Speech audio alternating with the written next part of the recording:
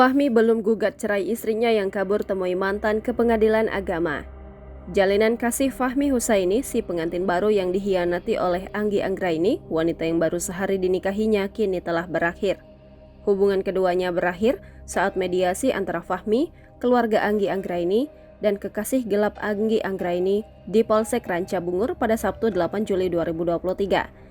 Dalam mediasi tersebut, Fahmi Husaini menyatakan menceraikan Anggi Anggraini dan menyerahkan kepada kekasih gelapnya yang diketahui bernama Adriaman Lasi.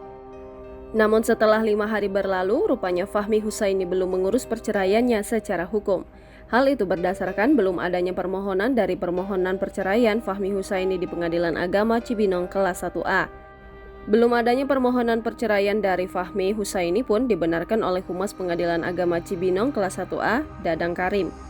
Berdasarkan penelaahan kami dari aplikasi SIPP, jadi setelah ditelusuri nama yang bersangkutan sampai hari ini belum mendaftar, ujarnya kepada tribunnews.bogor.com pada Kamis 13 Juli 2023. Fahmi Husaini mengaku ingin menenangkan hatinya terlebih dahulu sebelum mengajukan permohonan perceraian Pengadilan Agama Cibinong. Jangan lupa subscribe, share, komen, dan like ya!